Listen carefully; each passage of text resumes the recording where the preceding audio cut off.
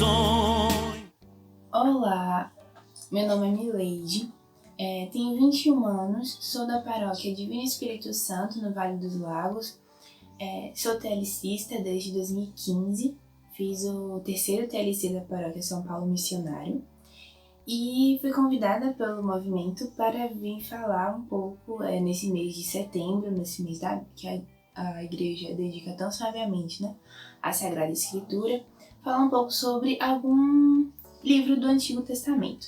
E o que eu vou trazer hoje é o livro do profeta Isaías. Porque a gente até conhece, mas a gente não está tão acostumado a ler ele mais completamente como a gente lê os evangelhos e as cartas do Novo Testamento. Então, em relação ao livro do profeta Isaías, dentre os livros proféticos, ele é considerado o maior, não apenas pelo seu tamanho em número de capítulos, porque eles têm 66 capítulos ao todo, mas também devido à sua grandiosidade da sua escrita, da sua mensagem e da profundidade também dessa mensagem. Em relação a esse livro, eu gostaria de abordar 3 aspectos. O primeiro é a estrutura e o contexto histórico em que ele foi escrito. O segundo é sobre o povo ao qual as profecias se destinaram. E o terceiro é sobre as profecias sobre o Messias que viria e que estão presentes também no livro do profeta Isaías. Sobre a estrutura do livro, temos que ele, na verdade, é um compilado de diversos escritos, tanto os escritos comprovadamente feitos pelo profeta Isaías, ou seja, originais do profeta Isaías, quanto também outros escritos que foram feitos por possíveis profetas que foram discípulos de Isaías, que receberam essa herança profética de Isaías. E dessa forma, a gente tem que apesar do livro todo não ter sido escrito por Isaías, todo o livro é inspirado pelo Espírito Santo nos autores humanos. Então, essa é a nossa fé e a gente crê nisso. Então, toda a Bíblia, inclusive todo o profeta Isaías, todo o livro do profeta Isaías é palavra viva e eficaz de Deus. Sobre a divisão do livro, né? Tanto devido à quantidade de capítulos que tem o livro, que são 66 ao todo, quanto devido a essa diferenciação de estilos durante a escrita, ele é dividido em 3 partes. Temos a primeira parte, que é o livro do julgamento, ou livro do profeta Isaías, que vai do capítulo 1 ao capítulo 39. Temos a parte 2, que é o livro da consolação, ou livro do Deutero-Isaías, ou ainda segundo Isaías, que vai do capítulo 40 ao capítulo 55. E a parte 3, que é o livro do retorno dos primeiros cativos, ou Trito Isaías, ou ainda terceiro Isaías, que vai do capítulo 56 ao 66. Agora sobre a primeira parte, então, temos que foi o período em que realmente o profeta Isaías viveu e quando ele teve o seu chamado, quando ele fez as suas profecias serem ouvidas. E foi um dos períodos mais conturbados da história da região, porque houveram muitas disputas dos países pela hegemonia, houve também os reis de Judá que estavam completamente afastados de Deus, tanto em seu coração quanto em suas ações, e isso repercutia também pela população. Temos também, o único rei de Judá que em algum momento da sua vida se voltou para Deus foi o rei Ezequias. E dentro dessa primeira parte do livro de Isaías, existem 3 grandes temas que aparecem, que é Deus e a sua obra, quando o profeta Isaías ele vai trazendo sobre o Deus todo-poderoso e o Deus único a quem o povo devia servir. A segunda parte, quer dizer, o segundo tema, Deus e seu povo pecador, que o profeta Isaías traz sobre as infidelidades do povo de Israel, que não agradava a Deus, tanto nos seus costumes, quanto nos seus governos, quanto na sua idolatria, quanto na confiança mais nos homens do que no próprio Deus. E tudo isso demonstrava um coração extremamente endurecido do povo. E o terceiro grande tema é o messianismo, que durante essa primeira parte do livro, o profeta Isaías traz a confirmação, profecias que confirmam as promessas feitas a Davi e que anunciam a vinda do Emanuel, né, que trará a justiça, a paz e a futura glória. Na segunda parte do livro do profeta Isaías, o profeta anônimo, ele já traz mais a mensagem de consolação. Uma consolação por todos o exílio que eles já estavam passando. Nessa segunda parte, nós temos que o profeta anônimo traz uma mensagem de consolação, onde aquele povo que tinha sido já passado pelo exílio, né, porque o povo de Judá tinha sido exilado, precisava dessa mensagem de consolação. E também a gente observa nessa segunda parte do livro de Isaías os 4 cânticos do servo do Senhor, que a tradição da igreja muito sabiamente chama de o 5º evangelho. E a tradição da igreja, em conformidade com os evangelistas, enxerga nessa figura colocada nesses cânticos a figura de Jesus Cristo, nosso Senhor, com o seu caráter de servo, de pregador e também daquele que se entregou para a salvação, né, como mediador da salvação, e principalmente pelo caráter expiatório da sua paixão e da sua morte.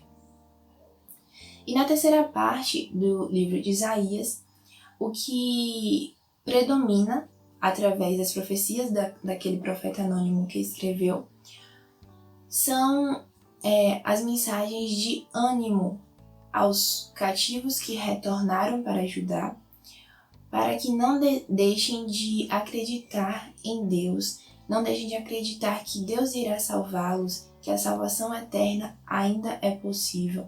Além disso, o profeta anônimo não deixa de alertá-los, né, de avisá-los sobre os seus pecados, para que eles abandonassem os seus pecados e se voltassem para Deus, né? Porque apesar de eles terem sido libertados do cativeiro, muitos perderam a fé, muitos perderam a esperança. Durante a leitura de tudo isso, o livro de Isaías nos convida, então, a relacionar o povo daquela época com o povo de hoje, né? O povo da nossa época. E enxergar também no nosso povo, enfim, em nós, esse coração endurecido que Isaías tanto tentou alertá-los, né? Para se voltarem para Deus. Existe um convite, então, através das profecias de Isaías, a gente olhar para dentro de nós mesmos e perceber em nós esse tanto o coração endurecido, como os olhos que veem, mas não enxergam, quanto os ouvidos que ouvem, mas não escutam, não compreendem. E isso remete até a 2 passagens do livro, em uma que é logo no início do livro de Isaías, que é no capítulo 1, versículo 2 ao versículo 3, ele diz assim: Ouvi, céus, escuta a terra, porque o Senhor fala. Eu criei filhos e os fiz crescer, mas eles se rebelaram contra mim. O boi conhece o seu dono e o jumento o estábulo de seu dono. Israel não tem conhecimento, meu povo não me compreende. Além dessa passagem, tem uma outra também, sobre a vocação de Isaías, quando ele recebe esse chamado de Deus. Na verdade, ele tem uma visão, ele está no templo e ele tem uma visão do Senhor sentado no trono, no alto, e rodeado de serafins em pé. E, na verdade, quando Isaías vê isso, ele se sente completamente indigno, porque possui lábios impuros e faz parte de um povo igual a ele. E então um desses serafins vem na direção de Isaías com uma brasa ardente e toca nos lábios de Isaías e fala que agora que isto tocou os teus lábios, foi removida a tua culpa e perdoado todo o teu pecado. E em seguida, ele ouve a voz do Senhor e o Senhor diz: vai e dize a este povo: ouvi, mas sem compreender, olhai, mas sem reconhecer. Isso é muito forte porque Isaías se dispõe à missão que Deus está dando a ele, mas não entende até quando isso vai acontecer, né? Até quando o povo vai continuar com o coração endurecido. E o Senhor fala que isso vai acontecer até que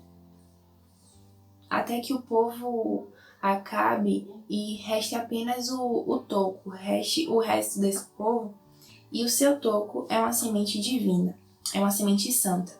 O que significa isso? Significa que mesmo Deus ama todos nós, e mesmo sabendo da nossa rebeldia, Ele continua nos amando. E justamente por nos amar, Ele permite que sejamos provados, e que essa provação é a esperança, né, da santificação pela provação.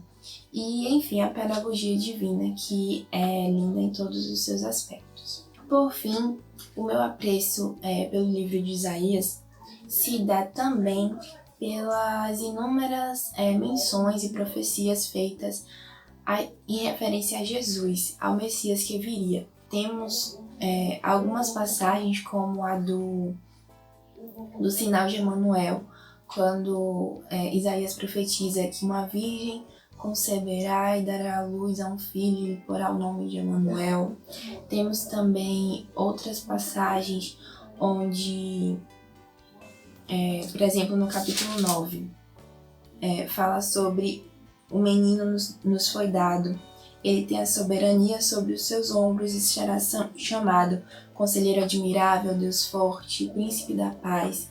E entre outras, muitas passagens que traz essas profecias sobre Jesus, inclusive os cânticos do servo do Senhor, nos capítulos 42, 49, 50, 52 e o principal, que é o 53, que traz justamente o relato da paixão como profecia, né? Que se a gente for nos evangelhos, vai estar exatamente como foi profetizado.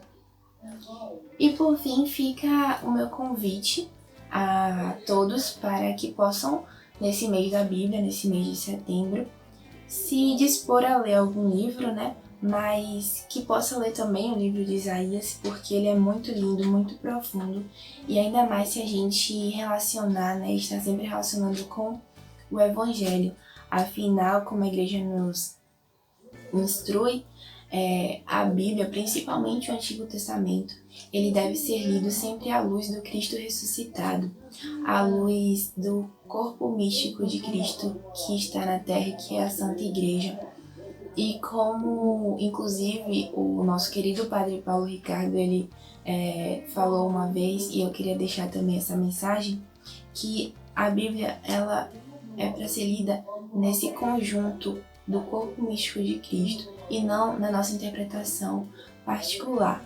Porque se a Bíblia tem uma razão de ser, é nos fazer romper essa surdez egoísta e fazer parte de um corpo, de uma palavra que se fez carne e continua encarnada ao longo dos séculos e se chama Igreja. E é isso, muito obrigada, e que Deus abençoe a todos e sempre mais alto.